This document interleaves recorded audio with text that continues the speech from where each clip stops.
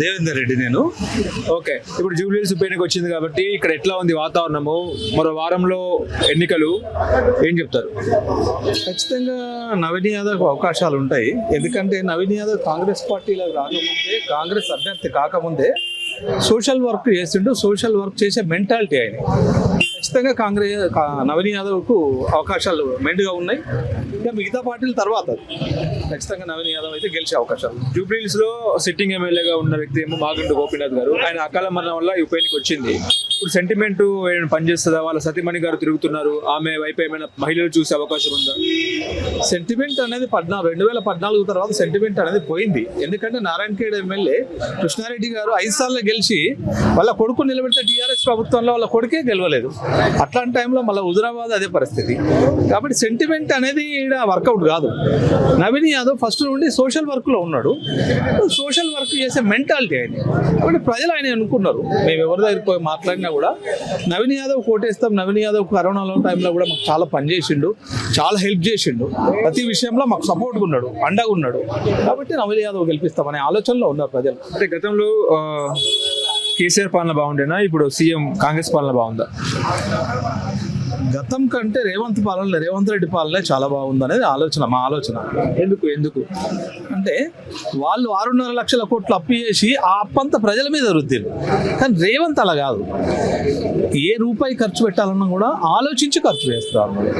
ప్రతి దాంట్లో కూడా మంచి రెజల్యూషన్ తీసుకొస్తున్నాడు. అంటే బాగుండాలి, రాష్ట్రం బాగుండాలి, రాష్ట్రంలో అప్పులు కావద్దు, ప్రజలంతా ఇబ్బందులు పడద్దు, అప్పులై ప్రజలు ఇబ్బందులు పడద్దు. కాబట్టి ఎక్కువ ఖర్చు పెట్టకుండా మంచి పరిపాలన ఇస్తున్నాడు రేవంత్ రెడ్డి. గతం కన్నా బెటర్గా ఉంది. అప్పులు తీసుకురాకపోతే పథకాలు మనం ఇవ్వలేము, పథకాలు కూడా ఇవ్వాలి పబ్లిక్కి. పథకాలు ఇంకేమేమి ఇచ్చారు? ఇంటి తులం బంగారం రాలేదంటున్నారు, 2,500 రాలేదంటున్నారు, ఇందిరమ్మ ఇల్లులు రాలేదంటున్నారు, రైతు బంధు రాలేదంటున్నారు, రైతు భరోసా రాలేదంటున్నారు. ఇదంతా కూడా ప్రజల నుంచి వస్తున్న అనిశ్చితి కదా. రైతు బంధు మేము ఇచ్చాము, రైతు భరోసా మేము ఇచ్చాము, ఇప్పటిదాకా ఇచ్చాము, కంటిన్యూ ఉంది ఇప్పటిదాకా. ఇక అపోజిషన్ వాళ్ళు వీళ్ళు ఏదన్నా అనుకుంటుండొచ్చు, కానీ మేము రుణమాఫీ చేసాము. 2 లక్షల రుణమాఫీ కంప్లీట్ చేసాము.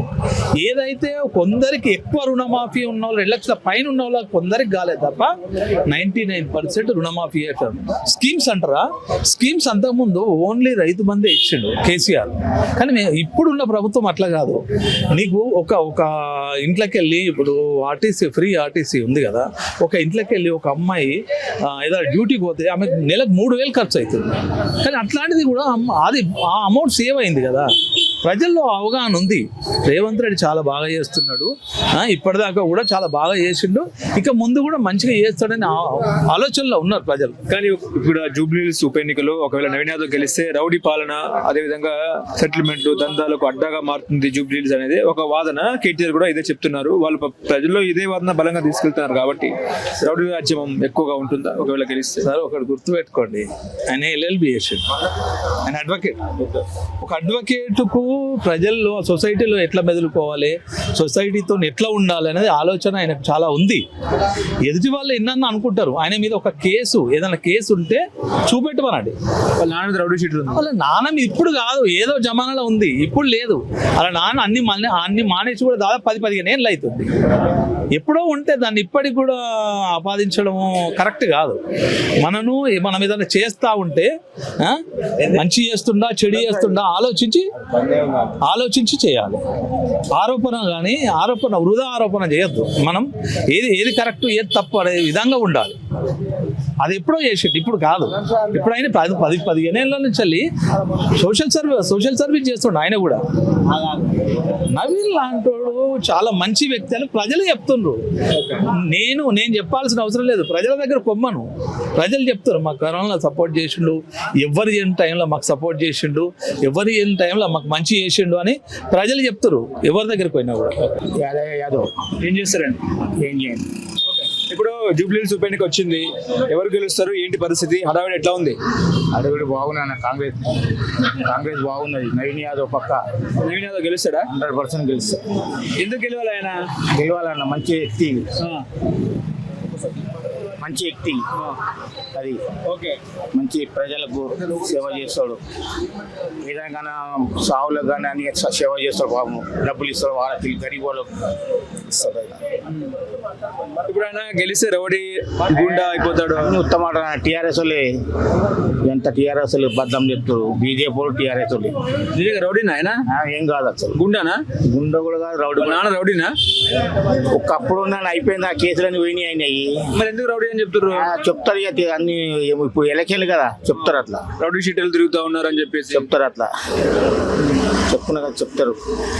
ఇప్పుడు మా జూబ్లీ హిల్స్ ఉప ఎన్నిక అసలు ఎందుకు వచ్చింది, ఏంది? ఇప్పుడు సిట్టింగ్ ఎమ్మెల్యేగా ఆయన ఉన్నారు, ఎవరు? మాగంటి గోపినాథ్ గారు ఉన్నారు. డెవలప్ చేశాడా? అంత చేయాలని ఏం చేసినా కొన్ని ఒక్కొక్కరు బాగా అన్ని బాగా చేయలేడు అన్నమాట. గరీబ్ వాళ్ళకి ఛాన్స్ అతాంచినాడు. ఏం సతాయించినాడు? వాళ్ళ కార్యకర్తలకు దూషిండు. మీకు చూడలేదా? వేరే వాళ్ళకి ఒకటి తూలి అన్న, వాళ్ళ కార్యకర్తలకే సూకిండు అంతే. ఇప్పుడు గెలిస్తే, నవీన్ యాదవ్ గెలిస్తే జూబ్లీ హిల్స్ ప్రజల మనిషి ఆయన, ప్రజల మనిషి, అందరితో కలిసి ఉంటాడు. జూబ్లీ హిల్స్ బాగా డెవలప్ అవుతుందా గెలిస్తే? 100% అవుతుంది అన్న, 100% అవుతుంది. రావాలని ప్రజలు కూడా ఉంది ఆయన రావాలని.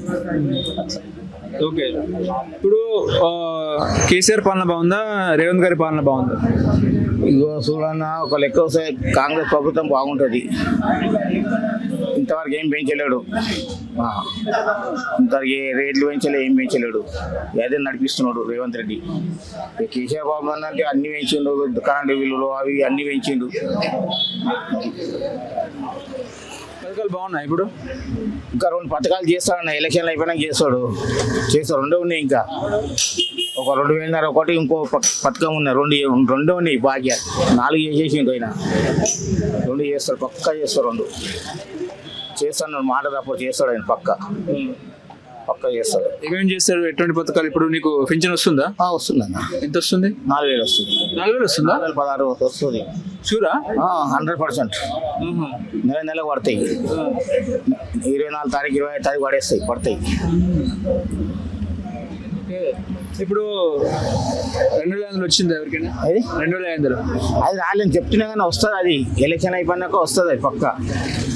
బడ్జెట్ లేదన్నా, ఇట్లా ఆయన బడ్జెట్ లేదు, తెలంగాణలో బడ్జెట్ లేదు. బీజేపీ ఎట్లా ఉంది? బీజేపీ పరిస్థితి ఏంది? బీజేపీ ఏందన్నా 3rd ప్లేస్ ఉంటుంది ఇక్కడ.